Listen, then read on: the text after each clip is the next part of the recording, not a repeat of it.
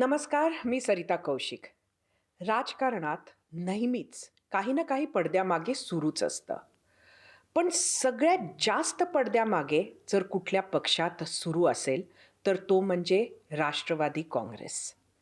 पडद्यामागेच नाही तर पडद्यासमोर सुद्धा सध्या बऱ्याच कॉन्ट्रोव्हर्सीज आहेत, ज्यात राष्ट्रवादी काँग्रेसचं नाव सातत्यानं येत असतं.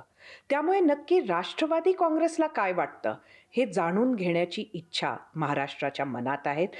आज कॉफी विथ कौशिकमध्ये आपल्याबरोबर आपल्या सर्व प्रश्नांची उत्तरं द्यायला राष्ट्रवादी काँग्रेसचे प्रदेश अध्यक्ष सुनील तटकरे आहेत. सुनीलजी, मी आपलं स्वागत करते. नमस्कार. नमस्कार. खरं तर आम्हाला सगळ्यांना माहिती आहे की अजित दादांचं जाणं हा खूप मोठा धक्का होता राष्ट्रवादी काँग्रेससाठी.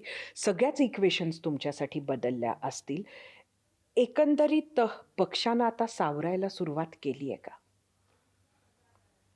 दादांचं जे दुर्दैवी निधन झालं त्याचा धक्का राष्ट्रवादी काँग्रेस पक्षाला होताच.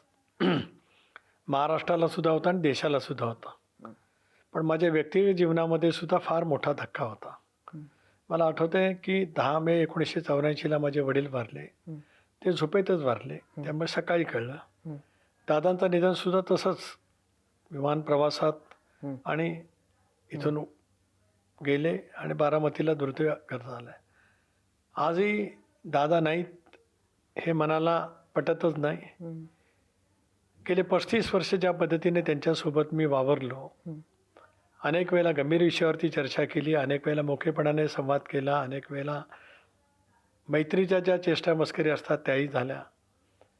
असं ज्या वेळेला आपल्या जवळचं जीवाभावाचं जातं त्यावेळी मी माझा खूप मोठा जवळचा नेता, मार्गदर्शक, जिव्हाळ्याचा मित्र, प्रचंड विश्वास टाकणारं असं मी गमावलेलं आहे. तर मी स्वतःच अजून सावरले असं मला स्वतःला वाटत नाही. पण काळाच्या ओघामध्ये प्रत्येक गोष्ट ही आपापच करत राहावी लागते. तर या सगळ्या गोष्टी सावरून काम करायचं आहे आणि ते सावरून काम करत असतानाच त्याची सुरुवात आता हळूहळू करतो, पक्षही सावरतो आहे. एक मला नेहमी कुतूहल वाटतं की असा तो कुठला पॉईंट होता तुमच्या आयुष्यातला, ज्यात तुम्ही ठरवलं की तुमची ही पक्षामधली पहिली जवळीक म्हणजे दादांशी. तर तुम्ही दादांबरोबर आलात, पण दादांचा पण प्रचंड विश्वास तुमच्यावर होता. बघा, राष्ट्रवादी काँग्रेस पक्षाची स्थापना पवारसाहेबांनी 10 जून 1999ला केली. मी सुरुवातीला राष्ट्रवादी काँग्रेस पक्षामध्ये सामील झालो नाही. राष्ट्रवादी काँग्रेस पक्षामध्ये माझा प्रवेश कसा झाला, तर एक दिवस माझ्या घरीच गावाला मी आणि पत्नीसोबत बोलत होतो. त्याला ट्रंक कॉल होते. हो फार मोठं मोबाईल नव्हते आले. हो हो. आणि ट्रंक कॉलवरनं फोन आला दुवाई साहेबांचा की पवार साहेबांना बोलायचं. साहेब माझ्याशी बोलले, कुठं आहे, काय ठरवलं? म्हटलं साहेब काय ठरवलं नाही, आपण सोबत काम करूया. साहेबांना विनंती केली की जरूर मी येईन, पण मी महाराष्ट्राच्या बाहेर भेटेन, कारण त्यावेळेची परिस्थिती वेगळी होती. साहेबांनी मला एक विशिष्ट दिवशी दिल्लीमध्ये त्यांच्या 6 JRG रकाबागंज रोड तिथे बोलवलं होतं. योगायोगाने त्याच बंगल्याच्या बाजूला मी गेले 5 वर्षे राहिलो 2 JRG मध्ये. आणि तिथे माझी तासभर चर्चा झाली. त्या चर्चेमध्ये मी प्रामुख्याने सांगितलं की मी 84-85ला थोडंसं विस्तृत सांगतोय, आवश्यक आहे. 84-85ला वडिलांच्या दुःखद निधनानंतर मी राजकारणामध्ये आलो. त्यावेळेला मला वसंतदादा, बॅरिस्टर अंतुले साहेबांना तर मी 67 सालापासून पाहिलं, म्हणजे माझं वय 12 वर्ष असल्यापासून. अंतुले साहेबांचा प्रभाव, स्वर्गीय वसंतदादा, आदरणीय विलासरावजी देशमुख, सुशील कुमार शिंदे यांच्या समेत मी काम केलेलं आहे. हे तुम्ही आपण पाहिलं तर 87ला पवारसाहेब काँग्रेस पक्षामध्ये विलीन झाल्याच्या नंतर काँग्रेसमध्ये 2 प्रवाह नेहमीच राहिले. बरोबर. एक पवारसाहेब, एक वसंतदादांचा गट असेल किंवा निष्ठा लॉयलिस्ट. त्यावेळेला काँग्रेसमध्ये लॉयलिस्ट म्हणजे 78चे लॉयलिस्ट आपल्याला माहिती असेल. नाशिकराव त्रिपुडे वगैरे सगळे, अंतुले साहेब, प्रेमला काकी चव्हाण या सगळ्या, प्रभाकर कुंटे, सगळे लॉयलिस्ट त्यावेळेचे. आणि त्याच्यामुळे सोबत राहिलेला आहे आणि राज्यातलाही सगळा प्रवास तसाच झालेला आहे. तर साहेबांनी सांगितलं नाही, आता आपण एक नवीन पान उलगडतो आहोत, त्याच्यामुळे कुठल्याही मनामध्ये किंतु परंतु न ठेवता राष्ट्रवादी काँग्रेस पक्षामध्ये प्रवेश कर. सगळी चर्चा झाली, मी हो म्हटलं. पण साहेब मला म्हणाले की सुनील, तुझा प्रवेश लगेच जाहीर करायचा नाही, तू मुंबईला जा, तुला कोणतरी भेटेल, चर्चा करेल आणि मग आपण तुझा निर्णय 2-4 दिवसातच जाहीर करू. त्या दिवशी मुंबईत आलो, एक दिवस गेला. दुसऱ्या दिवशी फोन आला मला मुंबईला, मी अजित पवार बोलतोय. मला तुम्हाला भेटायला सांगितलं साहेबांनी. हं, हं, मी म्हटलं, हो मला साहेब परवा म्हणालेत की कोणतरी भेटेल म्हणून. म्हटलं दादा तुमचं नव्हतं ना सांगितलं, हं, हं, तर आज आपण भेटूया. हं. तर मी म्हटलं मी प्रेमकोटला येतो. त्याला दादा प्रेमकोटला राहायचे नाही म्हणाले. तुम्ही कुठं राहता? मी म्हटलं मनोहर आमदार निवासला मनोहर आमदार समजमध्ये 135 रूममध्ये तिथं राहतो. मी तुमच्या रूमवरती येणार. नाही म्हटलं दादा मी प्रेमकोटला येतो. नाही नाही म्हणाले, मला तुमच्याच रूमवरती यायचं. हं, हं, संध्याकाळी 5:30-6 वाजता आले. हं, 1.5 तास गप्पा मारल्या. हं. त्यांना मी हेच या आधी सांगितलं. कधी दादांशी एवढं बोलणं झालं होतं का? एवढं नव्हतं. तसं मी ज्यावेळेला 92 जिल्हा परिषद अध्यक्ष झालो त्यावेळेला दादा सुधाकर नाईक साहेबांच्या मंत्रिमंडळामध्ये ऊर्जा, कृषी, फलोत्पादन या खात्याचे राज्यमंत्री होते. हं, हं, त्यावेळेला जिल्हा परिषद अध्यक्ष म्हणून दादांना मी पहिल्यांदा भेटलो. हं. आणि त्यावेळेला एक लक्षात आलं की मलाही खूप प्रशासनामध्ये शिकण्याची संधी मिळाली. कारण मी अंतुल साहेबांचं प्रशासन बघितलं, स्वर्गीय वसंतदादांचं पाहिलं, आदरणीय विलासरावजींचं पाहिलं, शिंदे साहेब सुशीलकुमार शिंदे साहेबांचं पाहिलं. पण दादांच्यातली जी चमक पहिल्या भेटीमध्ये पाहिली त्याच वेळेला लक्षात आलं की काहीतरी एक अजब रसायन आहे प्रशासनातलं. हे 93चं सांगतो मी आपल्याला. आणि त्यानंतर मग आले, दिलखुलास चर्चा झाली आणि मी दादांना सविस्तर सांगितलं की राज्याच्या राजकारणात माझी ओळख एक जे निष्ठावंत म्हणजे पवार साहेबांच्या विरोधात राज्यामधला जो प्रभाव होता त्या समवेतच राहिलेली आहे. हां, हां. त्याच्यामुळे उद्याच्या भवितव्याच्या कालावधीमध्ये तेच कदाचित मनामध्ये राहिलं तर मला राजकारणामध्ये त्रास होऊ शकतो. हं, हं, म्हणाले माझं नाव अजित पवार आहे. हं, आज अजित पवार आणि सुनील तटकरेंची मैत्री जमली. हं. आता ही आयुष्यभर कायम राहील आणि तुम्हाला अनुभवायला येईल की मी दोस्तीचा कसा पक्का आहे. हं, 2009ला हं, दादांना उपमुख्यमंत्री करावं हं, यासाठी माझ्या मेघदूत बंगल्यावरती बैठक झाली. हं, हं, पक्षात अशी बैठक पहिल्यांदाच होती हं, हं, आणि जवळपास 40 आमदारांच्या सह्या झाल्या त्या. हं, हं. आता हे निवेदन साहेबांकडे पोचवायचं, खरं तर कोण मिटिंगच घ्यायला तयार नव्हतं. सर्वांना वाटत होतं दादा व्हावेत, हां, हां. पण साहेबांना काय वाटेल असं प्रत्येकाच्या मनामध्ये येणं स्वाभाविकच आहे ना. म्हणजे तोपर्यंत अशी प्रथा नव्हती, फक्त निरोप कळवला जात होता. हां, हां. हं, आणि माझ्या बंगल्यावरती बैठक झाली आणि हं, हं, मांडलं सगळ्यांनी हं, की दादांना उपमुख्यमंत्री करावं. सह्या झाल्या. हं, अर्थात हे काय दादांना विचारून नव्हतं आम्ही केलं. हं, हं, हं, आणि त्याच्यानंतर पक्षामध्ये मग बैठक नव्हता. हं, हं. दिल्लीहून प्रफुल्ल पटेल आले. विधिमंडळ पक्षाच्या बैठकीच्या ऐवजी पत्रकार परिषदेमध्ये नेता म्हणून भुजबळ साहेबांची निवड केली. हं, हं, त्यावेळेला दादाने मला गाडीत बसवलं. हं, एक काही अंतरापर्यंत आम्ही प्रवास केला हं, आणि सांगितलं की ठीक आहे सुनील, झालं नाही झालं यावेळेला हं, आपण करू काम, पक्षाचं काम अधिक नेटाने करू. हं, हं, तिथून मला सोबत एकट्याला घेऊन गेले. हं, हं, मैत्रीचा दृढ कसा असतो बघा. हं.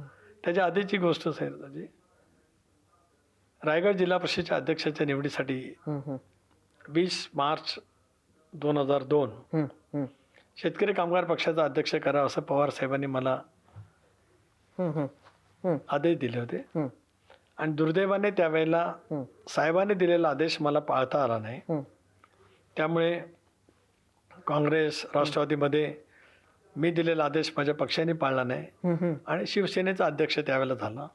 अच्छा. त्याच वेळेला 2002चं सांगतो, म्हणजे शेका पक्षाचा अध्यक्ष करू शकलो नाही. हं, हं, तिथेच अलिबागला मी म्हटलं की माझी कदाचित मंत्री म्हणून अलिबागला शेवटची फेरी असेल. हं, हं, कारण माझं अंतर्मन मला सांगत होतं. हं, हं, मी पेणला आलो, तिथून चहा घेऊन निघाल तर पळसपा फाट्यावरती गाडी थांबवली. गृहमंत्र्यांनी फोन करा सांगितलं. गृहमंत्री होते भुजबळ साहेब, उपमुख्यमंत्री. हं, माझ्या लक्षात आलं की कशासाठी असेल. मी म्हटलं करतो. परत पनवेल स्टँडवरती माझी गाडी पोलिसांनी थांबवली की गृहमंत्र्यांना फोन करा. हं, तरी मी केलं नाही. मग शेवटी वाशी टोल नाका हं, हं, तिथे गाडी थांबवली की नाही, गृहमंत्र्यांनी ताबडतोब फोन करा सांगितलं. हं. लावला फोन. हं, भुजबळ साहेबांनी सांगितलं की तुझा राजीनामा मागितलाय, हं, तर तू असशील तिथून दे. तर म्हटलं साहेब मी गाडीत आहे, मी एक अर्धा तासात पोचतोय. हं, तर मी पोचेपर्यंत माझ्या एटीएन बंगल्यावरती भुजबळ साहेबांचे आता जे खोडके आमचे आमदार आहेत हं, हं. ते तिथे होतेच. माझा राजीनामाचा म्हणजे खोडक्यांची चूक नाही हा, हा. किंवा भुजबळ साहेबांचा नाही, पक्षाचा निर्णय होता. हं, हं, मी लगेच दिला. हं. दादांना फोन लावला. हं, दादा साताऱ्यात होते हं, हं, आणि 21 तारखेला पारचा वाढदिवस. हं, हं, ते म्हणाले मी सातारावरून आता निघालो आहे, हं. पारचा वाढदिवस आहे, हं. सकाळी 7 वाजता मी येईन, हं. तोपर्यंत राजीनामा देऊ नको. पण मी राजीनामा दिला होता, त्यांना काय सांगितलं नाही. हं, नेता किती पाठबळ देऊ शकतो. 22 मार्चला सकाळी 7 वाजता अजितदादा माझ्या A10 बंगल्यावरती आले आणि त्यांनी मला मिठी मारली, म्हणाल तुझी काही चूक नाही, पण समजून घेऊ आपण. मग त्याच्यानंतर माझा राजीनामा झाला. परत माझा मंत्रिमंडळामध्ये शपथ घेताना सुद्धा तो होत नव्हता. त्याला साहेब लंडनला होते. एक दिवस दादाने आग्रह केला, भुजबळ साहेब सह्याद्रीला होते, म्हणाले सुनीलची शपथ घ्या. ते म्हणाले साहेबांची परवानगी घेतल्याशिवाय घेऊ शकत नाही. साहेबांना लंडनची वेळ बघून फोन लावला. भुजबळ साहेबांनी सांगितलं की दादा आले, तटकरे आले, शपथ काय. त्यांच्या आग्रहाखातर माझी शपथ झाली. आणि दुसऱ्या दिवशी शेतकरी कामगार पक्षाचे गणपतराव देशमुख, मीनाक्षीताई पाटील, मोहन पडले यांनी राजीनामा दिला. आणि मग आपल्याला आठवत असेल तर विलासराव देशमुखांच्या सरकारवरती विश्वासदर्शक ठराव पारित करण्याची वेळ आली. त्याचं कारण माझं मंत्रिपद जे मला दादाने आग्रहपूर्वक दिलं त्याचा राग शेतकरी कामगार पक्षाला आला. त्याच्यातून ती घटना घडली. त्याच्यामुळे राजकीय साथ मिळाली, पण त्याच्या पलीकडे सुद्धा व्यक्तिगत जीवनामध्ये अनेक वेळेला स्नेहसंबंध आले. आणि ते इतक्या पद्धतीचे सरता जे आले की अनेक वेळेला माझ्या सुतारवाडीच्या फार्म हाऊसवरती 2-3 महिन्यातून दादा आले नाहीत असं कधी झालं नाही. एकदा तर आईंना आणि सगळ्या परिवाराला घेऊन आले. एकदा वाढदिवस साजरा करण्याच्या निमित्ताने आले. एक तर दादांचा वाढदिवस होता कधी त्यांनी जाहीर कधी साजराच केला नाही. पण 99 पासूनच्या त्यांच्या 22 जुलैच्या वाढदिवसात मी नाही असं कधी नाही. यावेळेला मात्र मनाला वेदना होतील. 2026ला आता ज्यावेळेला 22 जुलै येईल त्यावेळेला मात्र अश्रूचे बाण थांबणार नाहीत. कारण यावेळेला नक्कीच ज्यांना जाऊन मी शुभेच्छा द्याव्यात ते नाही, कमालीचं दुःख आहे. नक्कीच. आता दादा गेल्यानंतर बऱ्याच आव्हानांना तुम्हाला आणि पक्षाला सामोरं जावं लागलं. ती आव्हानं, सगळ्यात मोठी आव्हानं कुठली होती असं तुम्ही म्हणाल? आव्हानं सर्वात मोठी होती की स्वतःच्या मनाला सावरणं. आणि ते सावरत असताना दादांनी जो विचार आम्हाला दिला तो अढळ निश्चयाने पुढे चालू ठेवणं. त्यामुळे सावरलं स्वतःलाच. स्वाभाविकपणाने नंतरचा प्रश्न होता की दादांच्या नंतर काय, पक्षाच्यासाठी दादांच्या नंतर तर काय.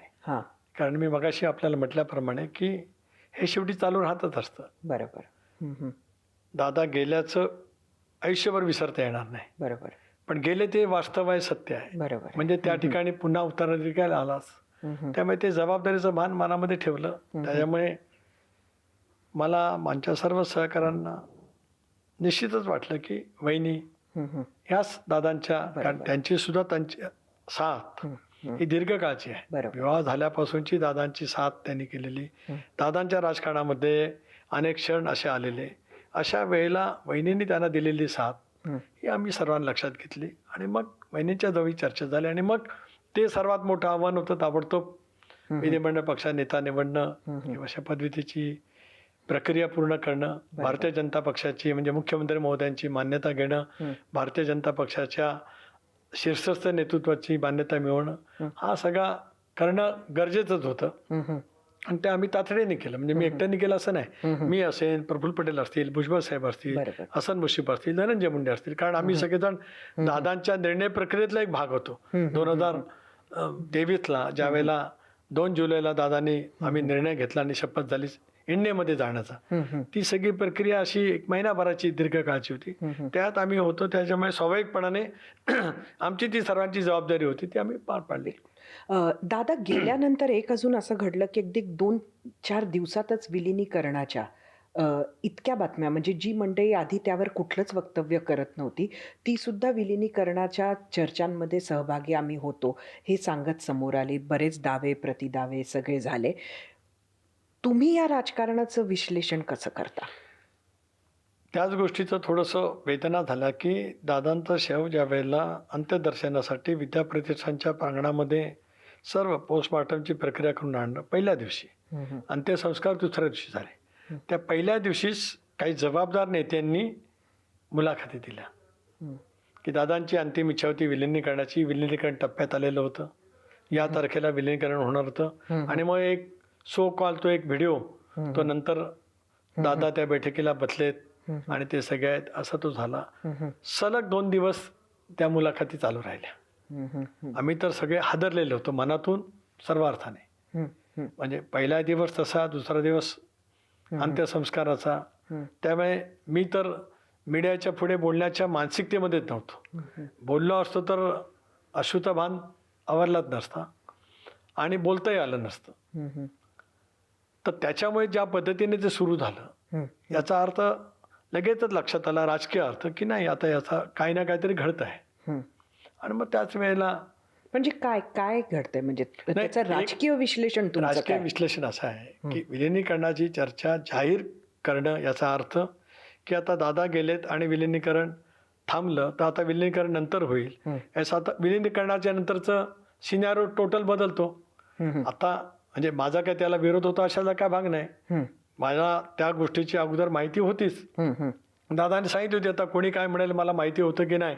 आता आपण पाहिलं असेल की दादाने निर्णय घेतल्यावर आज जे काही दादांच्या बद्दल खूप काही प्रेम आहे असं बोलतात, ह्या सर्वांनी अत्यंत निंदनीय पद्धतीने दादांच्यावरती टीका केली होती. एकेरी भाषेत टीका झाली होती दादांवरती. लोकसभा हल्ल्याच्या नंतर तर दादा राजकीय दृष्ट्या संपुष्टात आलेत असेही वल्गना करणारे काही महाभाग आहेत, जे कधी ना काहीतरी बोलावं लागेल. आज तो क्षण नाही, कारण मी अजूनही त्याच्यातून बाहेर आलेलो नाही. पण येईन त्यावेळेला नक्की बोलेल, कारण मी पण 41 वर्षाचा माझ्या राजकारणातला प्रवास आहे. त्यामुळे कधीतरी जे वास्तव आहे, सत्य आहे, ते नक्की सांगेन. तर अशा वेळेला आम्हाला असं वाटलं की मग विलिनीकरण, मग नेता निवड किंवा काय. पण आम्ही ज्या वेळेला कुटुंबाशी बसलो त्यावेळेला सर्वांनी मिळून चर्चा केली आणि मग त्याच्यातून वहिनींचा त्यावेळेला तो शपथविधी पण मग झाला. त्यावेळेला तुम्ही असं का नाही म्हटलं की विलिनीकरणाची चर्चा सुरू होती पण आता ती वेळ नाही आणि आम्हाला आत्ता त्या विषयावर बोलायचं नाही, असं म्हणण्याऐवजी त्यावेळेला तुमची भूमिका अशी होती की अशी चर्चा झाली नाही?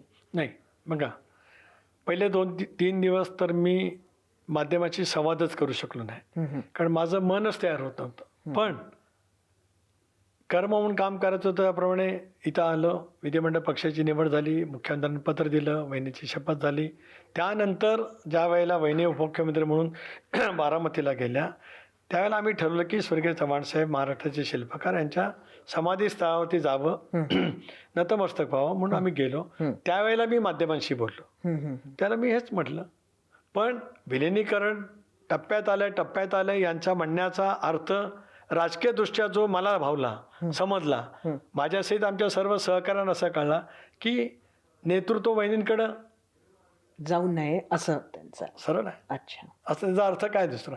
नाहीतर बघा, आपण विलिनीकरणाची अंतिम टप्प्यात आले, दादांची अंतिम इच्छा पूर्ण करा अशा अनेक नेत्यांनी वक्तव्य केली. त्यांच्यापैकी कुठल्याही नेत्याने सुनेत्रा वहिनींना निवडा असं म्हटलं नाही. राजकारणामध्ये सावधता बाळगावी लागते इथपर्यंत ठीक आहे, पण तुमचा कॉन्शियस आणि तुमची बोनाफाईड्स हे तुम्हाला साफ करायला लागत असतात. त्यांच्या मनात जर काय स्पष्टता होती तर त्यांच्यापैकी कुणीतरी म्हणू शकलं असतं की ठीक आहे विलिनीकरण करू, पण वहिनींना नेता निवडू किंवा निवडा. नाही, आपण बघा सगळ्यांच्या मुलाखती, मी तेच म्हटलं. मी ज्या वेळेला कराडला पत्रकार परिषदेमध्ये हेच म्हटलं की कुठल्या पक्षाचं विलिनीकरण, एक आम्ही एनडीएमध्ये आहोत म्हणजे भाजप बरोबर आहोत, त्याच्या तयारी आहे का नाही याची स्पष्टता यावी. 2, आणि कुणी सुनेत्रा वहिनींना नेता निवडा असं म्हटलं नाही.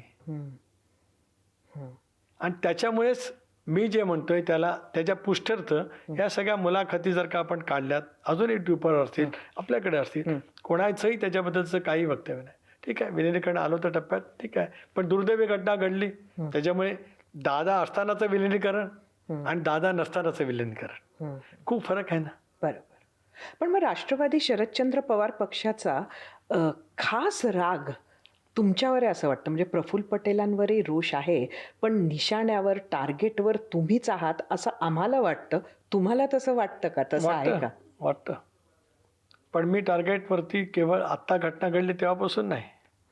1-2 मिनटं घेतो की दादांचं आणि माझं कसं प्रेम होतं. आपल्याला आठवत असेल तर 2014ला मी सत्तेवरती आलो आणि मग विरोधी पक्षनेता धनंजय मुंडे झाले. विरोधी विधान परिषदेचे सभापती म्हणून त्याला आमचं बहुमत होतं राष्ट्रवादीचं. पक्षाची इच्छा होती की शिवाजीराव देशमुख साहेब आज नाहीत, मला शिवाजीराव देशमुख साहेबांनी पण खूप आशीर्वाद दिले वसंतदादांच्या नंतर, आणि मी त्यांच्यासोबतच काम करतो त्यावेळेला, आणि त्यांच्यावरती अविश्वासाचा ठराव आला.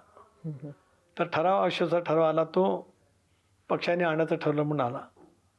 त्याच्यामध्ये सुद्धा काही त्रुटी होत्या, मतदान अधिक मिळवण्याचं. त्याही जी जबाबदारी साहेबांनी दादांनी माझ्यावर सोपवली ती आम्ही पार पाडली, कारण त्यावेळेला आम्हाला काही मतांची गरज होती. सभागृहात चर्चा आली. सभागृहात चर्चा होऊ नये असं मी कामकाज सल्लागार समितीमध्ये मांडलं होतं की आपण एक वेळीचा ठराव करू, मतदान करू. कारण एक ज्येष्ठ नेते आहेत, त्यांच्या विरुद्ध एकदा ठराव आला की चर्चा झाली की मग चर्चा कुठल्याही दिशेला जाऊ शकते. पण त्यावेळेच्या काही नेत्यांनी, मी कोणाची नावं घेत नाहीत, की त्याने आग्रह धरला नाही चर्चा झाली पाहिजे. सभागृहात चर्चा झाली.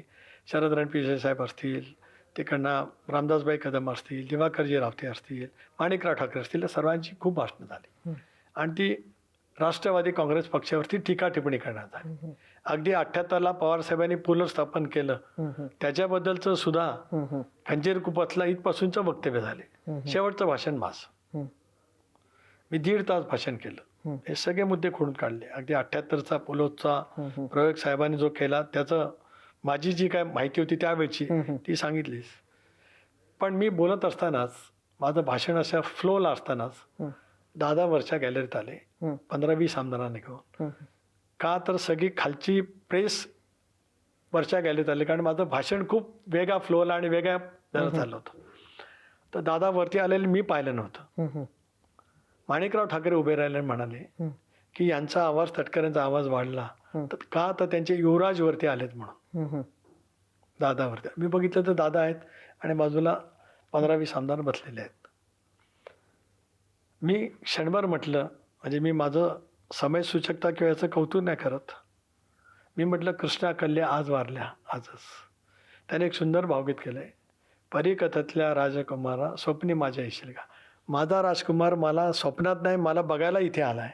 पण तुमचा राजकुमार कुठं आहे, त्याला राहुल गांधी राहायचे बाहेर 15-15 दिवस परदेशात वगैरे वगैरे. खूप त्याच्याबद्दलची चर्चा त्यावेळेला वेगळी होती. तर तुमचा राजकुमार तुम्हाला दिसतही नाही. हा तो किस्सा का सांगतो, तर माझं भाषण ऐकण्यासाठी दादा पहिल्यांदाच त्यांच्या इतक्या 40 वर्षाच्या विधिमंडळाच्या प्रवासात विधान परिषदेच्या गॅलरीत बसले असतील. ते तेवढाच तोच एक क्षण, याच्यापूर्वी कधी बसले नाही, त्याच्यानंतर कधी बसले नाही. प्रश्न असा आहे की आपल्या सहकार्याचं भाषण प्रभावी होतं याचं कौतुक करण्यासाठी नेता येतो. आणि भाषण संपून ज्याला मी खाली गेलो त्याला त्यांनी मानलेली मला मिठी, कारण काँग्रेसनी आमच्यावरती केलेले आरोप पवार साहेबांवरती आणि पक्षावरती ते ज्या पद्धतीने मी खोडून काढले. आणि ते कृष्णा कल्यांचं वाक्य जे बोललो, दादा आल्याच्या बद्दलचं माणिकराव बोलले, ते ती जी मिठी आहे ती अजून मला आठवते. तर माझ्या सांगण्याचा मधीत अर्थ असा आहे की त्याच्यामुळे टीकेचं लक्ष मी स्वाभाविकच आहे. आणि कोणाच्या मनातले काय मनसुबे असतील, कारण मी मगाशी म्हटलं, आताही बोलतोय, वहिनी उपमुख्यमंत्री व्हावं असं ज्यांना होऊ नये असं ज्यांना ठाम वाटत होतं त्यांना नंबर 1 मीच दिसणार, स्वाभाविकच आहे.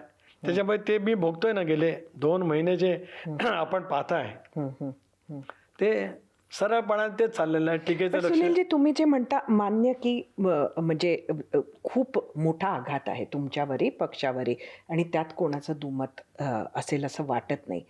पण दुसरीकडे पक्षातला जे एक एकसंध ठेवण्यासाठी जे दिसायला पाहिजे समोर, म्हणजे राजकारण दिसणं सुद्धा अत्यंत गरजेचं असतं, ते आमदारांना, नेत्यांना, त्यांच्या मनातले संभ्रम, त्यांना पुढची दिशा अजून तरी मिळते असं वाटत नाही आहे. एक कन्फ्युजनची स्टेट नक्कीच कार्यकर्त्या नेत्यांच्या मनात आहे असं तुम्हाला वाटत नाही आहे का अजून, म्हणजे ती प्रक्रिया समहाव सुरू नाही झाली आहे? मला हे जाणवतं आपण जे म्हणताय ते त्याच्यात वास्तव आहे. याचं कारण एकतर दादांच्या अकाली निधनातून किंवा त्या शॉकमधून पक्षाचा कार्यकर्ता किंवा आमदार बाहेर आलेला आहे आणि प्रत्येकाला आपलं फ्युचर काय याची मनामध्ये साशंकता येते. पण बहिणीच्या धीरोदत्तपणाने त्यांनी ते स्वीकारलं आणि ज्या पद्धतीने ते काम करतायत याचा अर्थ नक्की आहे की दादांच्या स्वप्नातला पक्ष आम्ही सगळेजण पूर्ण ताकदीने निश्चितपणाने उभं करू. पण आपण म्हणताय ते एकवाक्यता, आता ती एकवाक्यता आहे की नाही आहे, पण ती नाही असं दाखवण्यासाठीच काही पेड, म्हणजे माझा प्रश्न तोच पेड काही चालू आहे. त्याच्यातूनच मग अनेक गोष्टी त्याच्यातून येतात आणि प्रत्येक गोष्टीचं जोडलं जाते माझ्याकडे किंवा मग 2 नंबरला प्रफुल्ल पटेल. सुनेत्रा वहिनी झाल्या, पार्थ पवार झालेत, जय पवार झाले, प्रफुल्लभाई झाले. तुम्हाला सगळ्यांना रोहित पवारांसारखीच म्हणजे शंका कुशंका आहेत त्या अपघाताला घेऊन, की फक्त तपास व्हावा ही तुमची भूमिका आहे? नाही, एक बाब अशी आहे की अनेक वेळेला पत्रकार परिषदेमध्ये मी हे सांगितलं की चौकशीच्या अशा अपघाताचे जे काही पद्धती ठरली असेल भारत सरकारची, ती प्लस जे कोण काय म्हणतंय त्या सर्वाची एकत्रितपणाने तपास त्या दिशेने करावा किंवा ज्यांच्याकडे आज माहिती असेल त्यांच्याकडनं सुद्धा ती माहिती सरकारने त्या ठिकाणी घ्यावी. कारण शेवटी एकदा शंका उपस्थित झाली, मग ती तुमच्या मनात आहे का माझ्या मनात आहे याच्यापेक्षा ती सर्व जनतेच्या मनात आहे असं समजून त्याची चौकशी झालीच पाहिजे. त्याच्यामुळे कसं होतंय की पण याचा फॉलोअप करताय का तुम्ही? कारण तेच परसेप्शनमध्ये जो प्रॉब्लेम होतोय जनतेत तो हाच आहे की जनतेच्या समोर तुम्ही मांडताना दिसत नाही. हे एक मान्य करू शकतो की तुम्ही सरकारमध्येच आहात, तुम्ही या गोष्टी बोलतही असाल, पण तरीही जनतेच्या समोर त्या जात नाही आहेत की तुमच्या मनात या गोष्टीला घेऊन प्रश्न आहेत, तुम्ही त्या तपासाला ड्राईव्ह करता आहात, असे संकेत जनतेपर्यंत पोहोचत नाहीये. एक कसं आहे सत्ताजी की मुख्यमंत्र्यांना आम्ही भेटलो, सीबीआयचं पत्र दिलं, ज्या वेळेला मुख्यमंत्री महोदयांची भेट झाली त्या वेळेला कुठपर्यंत चौकशी आहे, मग तो प्राथमिक अहवाल नंतर आला, त्याच्यातही खूप त्रुटी आहेत. त्या अहवालावरती आम्ही कोणी अजिबात समाधानी नाही आहोत. ही लगेच प्रतिक्रिया दिली माध्यमांच्या जवळ आणि मुख्यमंत्र्यांजवळ सुद्धा व्यक्त केली. आता फक्त एवढंच आहे की असं पिटत आम्हाला सांगण्याची सवय नाही. जे दुःख आहे ते इथे आहे आणि जे इथे अंतःकरणामध्ये ते असं शो करून दाखवण्यानेच काय फरक होतं असं नाही. आता काही ना त्याच्यातच 8 तास असेल तर त्याचं त्यांनी करावं, कारण आम्ही अनुभवलेलं ना त्या सगळ्या काळात दादांच्या बद्दल कोण एकेरी भाषण करत होतं, कोण बोलत होतं आणि आता कोण नेमकं एक वेगळा पुळका आल्यासारखं बोलत आहे. आम्ही कोण काय बोलत नाही ही दुसरी बाजू करण्यासाठीच असं आहे की कोणीतरी सांगितलं की 3-4 वेळा प्रेझेंटेशन झालं, पुरावे त्या तपास यंत्रणेकडे द्यावे ना. शेवटी तपास कोण करणार आहे ना? तुम्ही मी करू शकत का? जे बोलतात ते करू शकत? तपास यंत्रणा या देशातल्या बाबासाहेब आंबेडकरांचे संविधान दिले त्याच्यात प्रत्येकाचं काम त्यांनी नेमून दिलेलं आहे ना. त्याचं काम त्यांनीच करायचं आहे. ज्या तपास यंत्रणा उद्या सीबीआय असेल किंवा भारत सरकारची स्वायत्त यंत्रणा असेल, राज्यातलं CID असेल, त्यांचा ते तपास करतील. आमच्याकडे एखादी पूरक माहिती पुरावा असेल तो मांडावा पण जनतेसमोर की हा पुरावा आहे आणि तो त्यांच्या पुढे पण द्यावा ना. फक्त पुरावा असं म्हणत होत नाही ना. असेल तो जरूर द्यावा. अजूनही माझं म्हणणं आहे जरूर दिला जावा, कारण दादांचं दुर्दैवी निधन हे महाराष्ट्राच्यासाठी खूप दुर्दैवी आहे. अशा वेळेला ते गेले कशामुळे, घात की अपघात, सत्य आलंच पाहिजे. त्याच्यात आमच्या मनामध्ये तर आग्रही भूमिका आहे. फक्त आम्हाला इतरांसारखं नाही म्हणता येत त्याला काय करायचं. दादा गेल्यानंतर एक ॲक्टिव्ह एंट्री राजकारणात झाली आहे पार्थ पवारांची. एक प्रयत्न आधी पण झाला होता, पण त्यानंतर मात्र दादा असताना ते सक्रिय नव्हते. आता दादा गेल्यानंतर थेट पार्थ पवार आता राज्यसभेवर गेले आहेत, तर हा निर्णय कोणाचा होता? हा पक्ष म्हणून पक्षानं घेतलेला निर्णय होता की हा पार्थ पवारांचा आग्रह होता, त्यांचा स्वतःचा होता? काय नक्की झालं? एक बघा, ज्या वेळेला लोकसभेच्या निवडणुकीला आम्ही सामोरं गेलो त्याच वेळेला पार्थ पवार राजकारणामध्ये यावेत अशी चर्चा दादांच्या उपस्थितीमध्येच आम्ही मंडळी जे काही सहकार्य त्यांच्यासोबत झालेली होती आणि त्याच्यामुळेच त्यावेळेला राज्यसभेवरती पार्थ जावेत ही पक्षामध्ये एक ठरलं होतं. पण त्यानंतर मग ती जी जागा होती ती जागा प्रफुल्लभाई त्यावेळेला एक अँटी डिफेक्शनचा आमच्या विरुद्ध लोकसभेमध्ये व्हीप नाही बजावला, ऐकलं नाही म्हणून एक चालू होती. प्रफुल्लभाई तिथे गेले. पण नंतर प्रफुल्लभाईंची जी रिक्त जागा झाली तिथे पार्थ पवार जाण्याचं दादा असताना नक्की झालं होतं. मी जे आहे ते सत्य सांगते, कुठलं लपून छपून सांगण्याचं काही कारण नाही. पण त्यानंतर लोकसभेच्या निवडणुकीत बारामती मतदारसंघातून वहिनींचा पराजय झाला. मग पार्थच्या ऐवजी वहिनींनी जावं असं पक्षात ठरलं, म्हणून वहिनी राज्यसभेवरती आल्या. आणि आता या दुर्दैवी परिस्थितीमुळे वहिनी आता इथे पक्षाचं नेतृत्व करण्यासाठी ज्या पद्धतीने हे सगळं पचवून दुःख पचवून ज्या धीरदत्त पद्धतीने ते नेतृत्व करतायत अशा वेळेला मग स्वाभाविक जे पूर्वी ठरलेलं होतं ते करण्याचा आम्ही सामुदायिक निर्णय एकत्रितपणाने घेतला. त्या ठिकाणी पक्षाचं एक नवनेतृत्व तयार होणं आमचं सर्वांचं नक्कीच पाठबळ आहे. प्रत्येक पक्षासाठी ते महत्त्वाचं असतं. पण आज दादा असते तर त्यांना घरून गायडन्स दादांचा राहिला असता पार्थ पवारांना. आता संसदेचा तुमचा अनुभव आहे, राजकारणाचा एवढा प्रदीर्घ अनुभव आहे, तर सध्या पार्थ कोणाचं ऐकतात आहेत, तुमचं की त्यांचे आजोबा सुप्रियाताई, त्यांच्या आत्या, ह्याही सगळे तिथे संसदेत आहेत, त्यामुळे त्यांना सध्या ॲडवाईस कोण करतंय एक राजकारणात? असं आहे की अजून राज्यसभा सदस्य म्हणून त्यांनी शपथ घ्यायची आहे. त्याच्यामुळे संसदेतला त्यांचं काम आता ज्यावेळेला संसदेचं अधिवेशन होईल त्यावेळेला सुरू होईल. त्यांनी मार्गदर्शन कोणाचं घ्यायचं तो त्याचा अधिकार आहे. पण दादांचा एक जवळचा सहकारी म्हणून पार्थ मला सुद्धा अनिकेत आदित्यसारखाच आहे.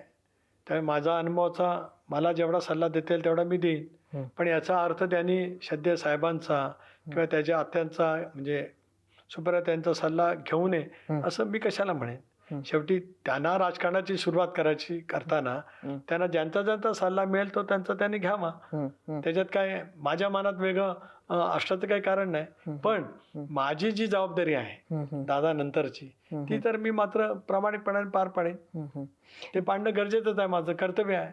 जय पवारांना एक पत्रकार परिषद घ्यायची होती, ती तुम्ही त्यांना घेऊ देत नाहीत असं सुद्धा बरंच सांगितलं गेलं. असं सांगण्यात आलं परवा आणि ते वारंवार सांगितलं जात आहे. किती खोटेपणाने किंवा 99 वेळेला खोटं बोलत गेलं की 100 वेळेला वाटतं की काय तरी खरं आहे. 28 जानेवारीला दादांचं दुःखद निधन झालं आणि 28 फेब्रुवारीला 1 महिना पूर्ण झाला. म्हणून पार्थ बरोती जय बरोती मी बारामतीला गेलो. दादांच्या अपघातस्थळीला भेट दिली, जिथे अपघात झाला तिथे. नंतर काठेवाडीला गेलो, आईंची भेट घेतली. आईंचे दादांच्या आई दादा गेल्याच्या नंतर मग एक अर्धा तास आईंच्या जवळ बसलो आणि मग आम्ही तिथेच चर्चा झाली की जय पत्रकार परिषद घेतील म्हणून. मग ते म्हणाले की तुम्ही कधी मुंबईला येणार आहात. मग ते काही मुद्दे तयार करणार होते. मी त्यांना 2-3दा त्यांची माझी चर्चा झाली. म्हटलं कुठे घेणार, कारण जय पवार ज्यावेळेला पत्रकार परिषद घेतील त्यावेळेला खूप पत्रकार येतीलच. आणि एका बाजूनीच एक पत्रकार परिषद येत होती. शंका निर्माण केली जात होती की कुटुंबियांपैकी कोण का नाही बोलत नाही. ही केली गेलेली शंका निराधार होतीच, वेगळा मनोवृत्तीने होती, हे का नाही बोलत. पण एकदा त्यांनी तारीख जाहीर केली पण ते नाही झालं, कारण मग त्यांना फार जवळ त्याची चर्चा होत होती. मी तर पहिल्या दिवशी सांगितलं की त्यांनी पत्रकार परिषद घ्यावी. मग काही माहिती अधिक मिळते का, पत्रकार परिषद घेताना काही तेवढ्यात प्राथमिक अहवाल आला, तो वाचला, म्हणजे त्याच्यात थोडासा वेळ गेला. पण ते जय आणि पार्थ हे चर्चा करत होते पहिल्या दिवसापासून. मी असेल, प्रफुल्लभाई असेल, आम्ही पहिल्या दिवसापासून सांगितलं की तुम्ही पत्रकार परिषद घेतली पाहिजे, बोललं पाहिजे. एक पत्र सुनेत्रा वहिनी या राष्ट्रीय अध्यक्ष होण्याच्या आधी देण्यात आलं होतं आणि नंतर त्यांनी अजून एक पत्र दिलं ज्यात या आधीचे सगळे निर्णय रद्द करावे असं लिहिलं होतं. हे पत्रांचं काय प्रोसेस आहे? एक असं आहे की जो काय पत्रव्यवहार वगैरे जो काय आहे एक पक्षांतर्गत भाग आहे. आम्ही सगळेजण एक दिलाने सुनेत्रा वहिनीच्या नेतृत्वाखाली दादांच्या स्वप्नपूर्ततेसाठी राष्ट्रवादी काँग्रेस पक्ष अधिक मजबूत करण्याच्या प्रक्रियेमध्ये ठामपणाने देत आहोत. तर आमच्या आपसात काय समज गैरसमज किंवा कम्युनिकेशन गॅप हा काय मुद्दा नाही. दुसरा भाग असा आहे की एक सर्वोच्च न्यायालयामध्ये सुद्धा एक याचिका पक्ष कोणाचा याच्याबद्दलची आहे. त्यामुळे या विषयावरती मी आज जाहीर काय चर्चा करत नाही. ज्या वेळेला येईन त्यावेळेला मी नक्की करेन. आता बघा ना, आजच किती टोकाला हिणकस पद्धतीने प्रचार केला जाऊ शकतो. आज कोणीतरी एका महाभागाने असं सांगितलं की आम्ही दिलेल्या घटनेमध्ये SC ST OBC याचा उल्लेखच नाही. 27व्या पानावरती फ्रंटल ऑर्गनायझेशन आहे, 28व्या पानावरती आहे. आपल्याकडे मी पाठवतो, आपण बघा. पण सोयीस्कररित्या एकच पान वाचायचं आणि दुसरं पान वाचायचंच नाही आणि त्याच्यामुळे आमच्याबद्दल मनात संबंध महाराष्ट्रामध्ये दूषित वातावरण करायचं, हे जे काही विकृत घाणेरडं राजकारण चाललंय याचा पर्दाफाश आजच झाला. कारण ते दाखवण्यात आलं की दुसऱ्या पानावर नेमकं काय आपण बघू शकता. मी आपल्याला दाखवीन. 27व्या पानावरती ते पहिलं आहे फ्रंटल ऑर्गनायझेशन. आता कुठल्याही पक्षाच्या फ्रंटल ऑर्गनायझेशन मध्ये विंग असतात त्या आहेत, त्या फ्रंटल ऑर्गनायझेशन आणि सेल, याच्यामध्ये सगळे सेल आहेत. उलट जे सेल इतर राजकीय पक्षात नाहीत ते आम्ही आमच्या पक्षात घेतलेत. पण आता चारी बाजूने टीकेचं लक्ष करताना खोटं नाटं सगळं दाखवूनच कोणाला करायचं असेल तर त्याला काळ हे एक उत्तर आहे. हा झाला एक याच्यापेक्षा भाग सुनीलजी. काय दुसरं का नाही मी बोलू शकत, हा. कारण काळाच्या ओघात त्याची उत्तरं मिळतील. आता मी किती छाती फोडून दाखवलं की मी छाती फोडल्यावर जसं हनुमानाच्या हृदयात राम दिसले, तर मी दाखवली तर अजितदादा दिसतील. पण काय त्याची आवश्यकता, काळाच्या ओघात त्याची उत्तरं मिळतील. कुठेतरी तुम्हाला हे गंभीर नाही वाटत का की तुमच्या पक्षाचे कागदपत्र किंवा तुमच्या पक्षाचे डॉक्युमेंट्स हे दुसरीकडे बाहेर जात आहेत? संशोधनाचा भाग आहे, संशोधनाचा भाग आहे. शोधू, नक्की शोधू. विचारला तर प्रश्न योग्य आहे, शोधू. असं का होतं की राष्ट्रवादी काँग्रेसचेच अधिकतर मंत्री किंवा नेते मंडळी हे सगळ्यात जास्त अडचणीत येतात? गेल्या काही काळात तर नेत्यांची नावं बघितली किंवा राजीनामे झाले, खाते बदल झाले, ती सगळी राष्ट्रवादी काँग्रेसची आहे. खरं आहे की सुरुवातीला राजीनामा झाला तो धनंजय मुंडेंचा झाला, दुसरा झाला माणिकराव कोकाटेंचा. ते खरं आहे की माणिकराव एकदा शेतकऱ्यांच्या बद्दल काहीतरी बोलले, कर्जाच्या बद्दल, कर्जमाफीबद्दल काहीतरी त्यांचं वक्तव्य केलं.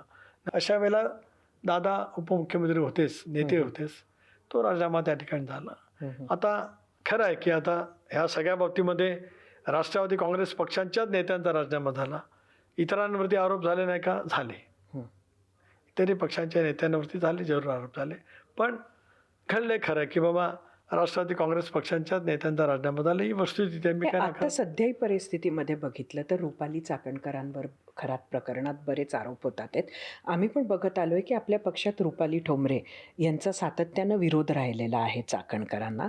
पण बेसिकली हे एकंदरीत प्रकरण इतकं गंभीर होतं, त्या दोषी आहेत असं जरी आपण आत्ता समजा म्हटलं नाही ह्याच्यात, तरी त्यांचा राजीनामा घ्यायला एवढा वेळ का लावला आपण? त्या महिला आयोगाच्या अध्यक्ष होता आणि सगळं प्रकरण महिलांशी संबंधित होतं. एक असं आहे की राजीनामा त्यांचा घेतला गेला पाहिजे, ह्याच्यात कोणाच्या मनामध्ये दुमत नव्हतं. 1 का 2 का 3 दिवसांनी का मला माहीत नाही त्यांनी राजीनामा त्या ठिकाणी दिला. राजीनामा देताना सुद्धा त्यांनी काय त्यांची बाजू मांडली असेल. बाजू मांडण्याचा प्रत्येकाला अधिकार होऊ शकतो, तो भाग वेगळा आहे. पण शेवटी खरात प्रकरणाच्या बाबतीमध्ये स्वच्छपणाची भूमिका की खोलवरपणाने त्याची चौकशी व्हावीस. या नराधमाला जितकी कठोर शिक्षा द्यायची असेल ती त्या ठिकाणी दिली जावीस. जी चौकशी सरकार पातळीवर होते ती होते. त्यात तुमच्यावरही काही आरोप झाले, तुम्ही त्याचं स्पष्टीकरणही दिलं. तुमचं कापलेलं बोट म्हणजे काहीतरी ते रक्ताचा अभिषेक वगैरे असे आरोप झाले, ज्यावर तुम्ही आधी बोललात. पण नक्की तुमची ओळख कशी झाली खरातांशी? तुमचे काय संबंध होते? एक असं आहे की अनेक राजकीय पक्षांतील नेते, त्यांच्यासोबतचे त्यांचे फोटोही आले, म्हणजे सर्वच राजकीय पक्षांचे. मी कोणाची नावं घेऊ, माझंही आहे, मी नाही कुठं म्हटलं. कोणाशी ओळख असणं किंवा कोणाच्या कुठल्या कार्यक्रमाला जाणं याचा अर्थ ती व्यक्ती विकृतपणाने काय करते आहे हे माहीतच नसतं ना. आता इतके हजार लोक ज्या वेळेला वेगवेगळ्या कारणाने त्या ठिकाणी गेलेत, काय त्यांच्या लग्न विवाहाला किंवा कुठल्या समारंभाला सुद्धा गेले असतील, काही मंदिरामध्ये सुद्धा जातात. आता आपण सगळेजण भक्त असतो, तर अनेक वेळेला मंदिरामध्ये सुद्धा जात असतं. याचा अर्थ त्यांच्या त्या अत्यंत घृणास्पद कृत्यात कोण सहभागी आहे असं म्हणणं म्हणजे त्या प्रत्येकावरती अन्याय होईल. तपासामध्ये येईल ना कोणाचा काय संबंध असेल तर तो यावा लवकर. पण त्याच्यामुळे जसं मुख्यमंत्र्यांनी सांगितलं की फोटो आहेत म्हणजे सगळे दोषी आहेत असं नाही. इथे ओळखणं असा कोण नाकारत नाही, पण ओळख असणं याचा अर्थ त्यांच्या कृत्यात, घाणेरड्या कृत्यात सहभागी असणं संबंधच नाही. तरी कोणाच्या मनात शंका असेल तर ती SI तपास निपक्षपातीने करते आहे. येऊ द्या ते लवकर.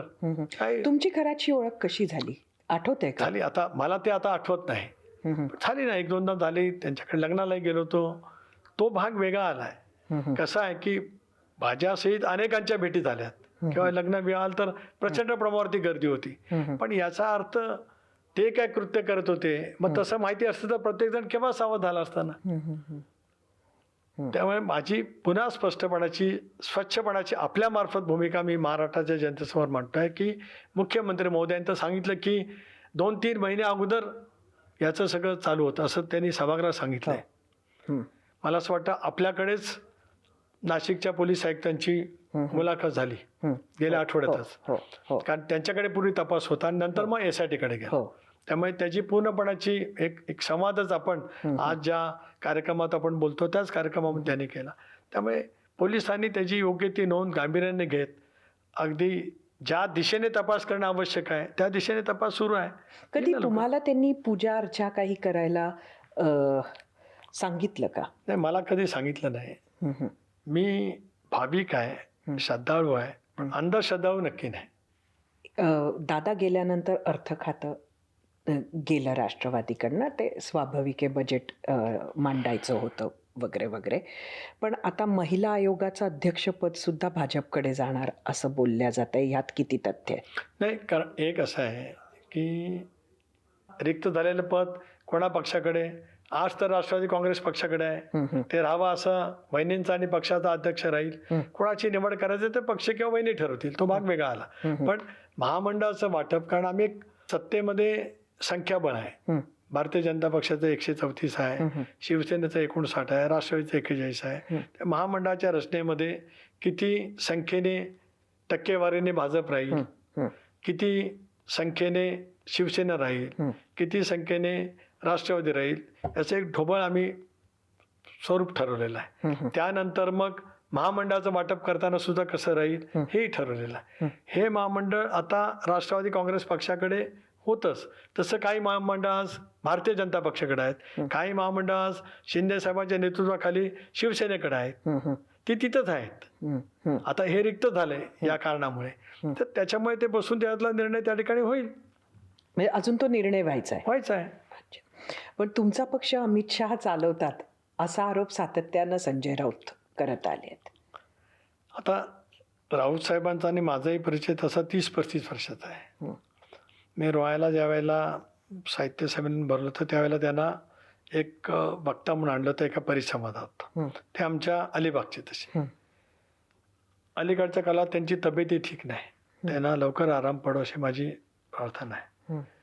पण ते रोज सकाळी उठून एक त्यांच्या पद्धतीने दिवसभराचा नॅरेटिव्ह सेट करण्याचा प्रयत्न करतात. आता रोज माध्यमाशी बोलताना काहीतरी स्टोरी तर तयार करायला लागणार. स्टोरी म्हणतो मी. आता त्याच्यामुळे मग आमचा पक्ष अमित शहा साहेब चालवतात, खरं आहे. एक पाहिलं मी अलायन्स म्हणजे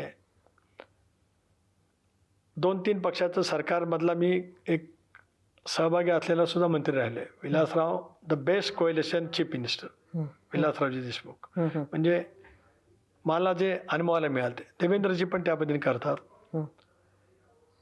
आता मित्र पक्ष म्हणून भारतीय जनता पक्षाचं राष्ट्रवादी काँग्रेस पक्षाला नेहमीच आदर देत आला. अमितभाईंच्या बद्दलची सुद्धा एक प्रतिमा निर्माण करण्यात आली की वगैरे वगैरे. तसं नाही, मित्र पक्षाची काळजी घेणारा नेता म्हणून मी अमितभाईंकडे पाहतो. आपण मी विचारलेल्या प्रत्येक प्रश्नाचं उत्तर दिलं. बराच वेळ तुम्ही आम्हाला दिला. जाता जाता एक सांगेन की सतत रोज तुम्ही अजितदादांशी बोलत असाल, काय सगळ्यात जास्त मिस करता? आय मिस अजितदादा इन ऑल वे.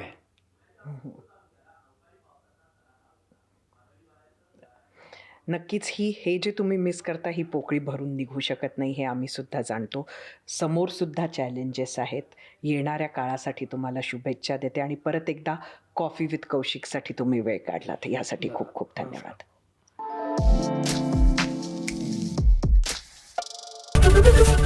एबीपी माझा, उघडा डोळे बघा नीट.